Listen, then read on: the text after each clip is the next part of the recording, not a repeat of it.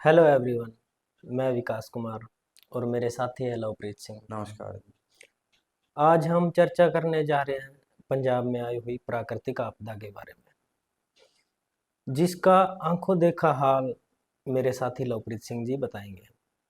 हाँ जी। लवप्रीत सिंह जी, पहले तो आपका हमारे स्टूडियो में स्वागत है। बहुत बहुत धन्यवाद। तो लवप्रीत सिंह जी, आप ये बताइए कि पंजाब गए थे आप, हाँ जी। तो वहाँ आपको क्या दृश्य देखने को मिला? देखिए जी, सबसे पहले तो यही है कि बहुत ज़्यादा पानी आया हुआ है। हम्म। लोगों की फसलें बर्बाद हो गई। हाँ जी। लोगों के घर भी गिर गए, सारी चीज़ें हम्म। हो गई, पशुओं को बहुत ज़्यादा नुकसान हो गया। तो कुल मिला के बहुत ज़्यादा नुकसान है। हाँ, नुकसान तो है। तो इसके ऊपर हम बहुत सारी चीज़ें कर रहे हैं, सोच रहे हैं, लोग भी बड़ी मदद कर रहे हैं। तो आप ये बताइए कि जब आप गए थे हम्म। तो वहाँ पे पानी का जो स्तर था वो कितना था? देखिए, शुरुआत के अंदर तो 5 से 6 फुट पानी बता रहे हैं वो, अच्छा। जो कि काफ़ी पानी हो जाता है क्योंकि लोग इतना नहीं उसके अंदर हम्म एडजस्ट हम्म कर हम्म हम्म, सकते। हम्म। तो अभी अभी थोड़ा पानी कम हो रहा है, धीरे धीरे पानी कम हो रहा जब आप गए थे उस है। टाइम कितना पानी था? उस टाइम पे 5 से 6 फुट पानी था। हम्म और जैसे जैसे थोड़ा दूर होते हैं उससे हम्म। तो कम होता जाता है पानी। मतलब जैसे जैसे समय बीत रहा है, अब मौसम भी थोड़ा खुल रहा है, हाँ जी। तो उस हिसाब से थोड़ा सा राहत मिल रही है। अभी थोड़ी सी राहत है, क्योंकि मौसम साफ रहेगा तो शायद राहत मिल जाए। तो ये पानी है जो, ये सारा का सारा 6 फुट पानी 7 फुट पानी तक पहुंच गया हाँ था, जी। तो ये सारा एकदम से आया है या धीरे धीरे इसका स्तर बढ़ा है? देखिए, नॉर्मल पानी तो था पहले, लेकिन हम्म। वो धीरे धीरे धीरे धीरे बढ़ता गया। अच्छा, लोगों धीरे ने धीरे। सोचा कि पानी थोड़ा है, हो जाएगा सही, हम्म। लेकिन वो नहीं हुआ और पानी धीरे धीरे बढ़ गया। कुछ इस साल काफ़ी हर चीज़ें हैं लोगों हर ने। जगह बारिश बहुत ज़्यादा हो रही है, हाँ जी। मानसून बहुत ज़्यादा, अब की बार बारिश बहुत ज़्यादा बहुत ज़्यादा बारिश। है। तो सबसे ज़्यादा नुकसान किस क्षेत्र को है? जैसे गांव में है या खेतों में रहने वाले लोगों को ज़्यादा है? देखिए जी, हम गए थे फाजिल्का जिले के सलेम शाह गांव के नज़दीक के जो गांव हैं, हाँ जी। वहाँ गए थे। वो तारबंदी के बिल्कुल नज़दीक के गांव हैं, अच्छा, बॉर्डर पे है। बिल्कुल ही बॉर्डर के नज़दीक ही आगे। हम्म। तो वहाँ बहुत ज़्यादा नुकसान है। जो अच्छा। तारबंदी है उससे आगे के जो गांव हैं उनके अंदर 5 से 6 फुट पानी है। तो जैसे अभी भी, मतलब आप गए थे तो गांव में और जो खेत है उनमें कोई डिफरेंस है पानी का? देखो जी, गांव में तो थोड़ा कम होता ही है पानी। हम्म और क्योंकि थोड़े से गांव ऊंचे होते हैं और हम्म। पानी जो है खेतों की तरफ चला जाता है ज़्यादा। तो ज़्यादा तो फसलों के अंदर ही पानी था और फसलें बर्बाद हो गई लोगों की। तो आप लोग किस पर्पज से गए थे? हम पिरथला से गए थे, समस्त पिरथलावासी जो हम्म। राशन लेके गए थे, जिसके अंदर अच्छा। पानी और जो हमारा खाने के लिए होता है सामान, वो लेके गए थे। और वहाँ जो है खालसा एड के साथ जुड़े हम, अच्छा, वहाँ और जाके। उनके साथ जुड़ के जो है वो सामग्री लेके आए थे। तो हरियाणा और पंजाब, हाँ जी। हरियाणा में भी बारिश बहुत हुई है इस बार। बिल्कुल। मतलब हरियाणा में नुकसान थोड़ा कम है, हम्म। पंजाब में ज़्यादा है। पंजाब में ज़्यादा है। हरियाणा का किस प्रकार से सहयोग रहा है पंजाब में? देखिए जी, हरियाणा का तो बहुत ज़्यादा सहयोग रहा है। लोग बहुत ज़्यादा मदद कर रहे थे, अच्छा। सारी तरफ से देखते थे। कहीं कोई राजस्थान से भी वहाँ कह रहे थे लोग आए हैं, हम्म तो बहुत ज़्यादा सपोर्ट देखी लोगों की। हम्म कोई चारा लेके जा रहा है, कोई हम्म। खाने का राशन लेके जा रहा है, कोई दवाइयाँ लेके जा रहा है। अच्छा। हर तरीके से जितना हो सके लोग मदद कर रहे हैं। हरियाणा तो मेरे हिसाब से शायद में पहली बार ही इतना खुल के समर्थन कर रहा होगा। हाँ जी, हाँ जी। नहीं, पहले सबसे पहले तो ये किसान आंदोलन के समय देखा था, अच्छा। 2020 के अंदर था। हम्म। तो पंजाब की तरफ से शुरुआत हुई थी, हम्म। लेकिन बाद में तो हरियाणा वालों ने बिल्कुल ही अच्छा ये प्रदर्शन जो किया। उस टाइम में पंजाब किसान आंदोलन चल रहा था, उस टाइम ये नारा बहुत फेमस हुआ था कि छोटा भाई और बड़ा भाई। हाँ, बिल्कुल बिल्कुल, वहां से थोड़ी सी। थोड़ी सी ऊर्जा मिली है। हाँ, भाईचारा वहां से थोड़ा सा बढ़ा है, लोगों के अंदर प्यार बढ़ा है। हाँ, ये चीजें तो अभी देखने को मिल रही है कि हरियाणा और पंजाब है जो, जिनको सरकारें भी मतलब अलग करने की कोशिश कर रही है, हाँ, लेकिन अभी दोनों अभी साथ खड़े दोनों हैं। एक साथ आ रहे हैं। साथ खड़े हैं। तो आप लोग क्या क्या सामग्री लेके गए थे? हम यहाँ से लेके गए थे मेन तो पानी, हम्म और उसके साथ ही चावल, और चाय पत्ती, चीनी, हम्म।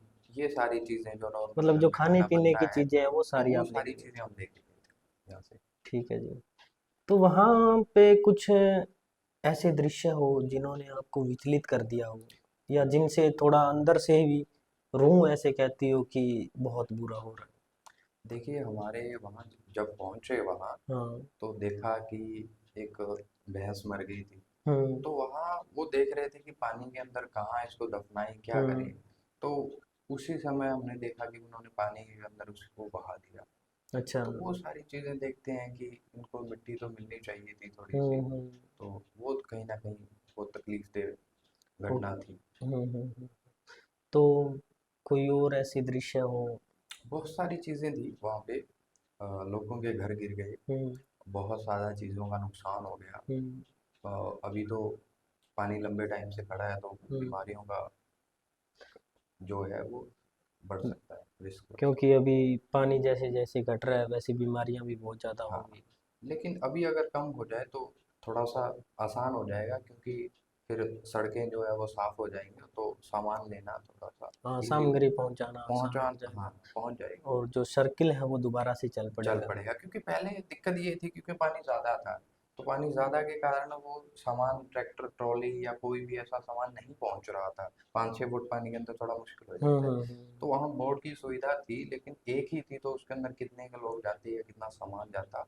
तो वहाँ लोगों को परेशानी का सामना करना पड़ रहा था। ये जो तारबंदी है बॉर्डर से सटे गांव के पास, तारबंदी के उधर भी मतलब दोनों तारबंदियों के बीच में भी कोई गांव है या नहीं? हाँ, काफ़ी ऐसे गांव हैं, पर एक गांव तो हमने देखा बिल्कुल ही। हम्म।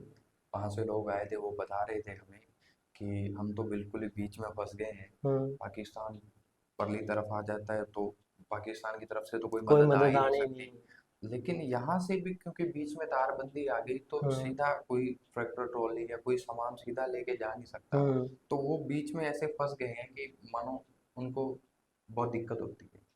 तो ऐसे परेशान रहते हैं कि हम यार क्या करें।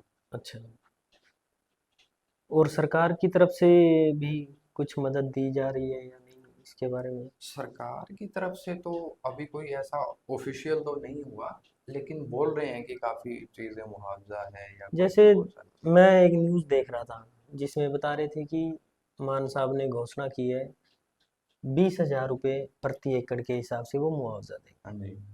तो आपको क्या लगता है कि किसान इससे संतुष्ट है? देखो 20,000 रुपये देखो सरकार की तरफ से तो बहुत ज़्यादा हो जाता है, क्योंकि हम्म। बहुत ज़्यादा ज़मीनें खराब हो गई। हम्म। तो 20,000 रुपये कहीं ना कहीं बहुत ज़्यादा हो जाता है। हम्म।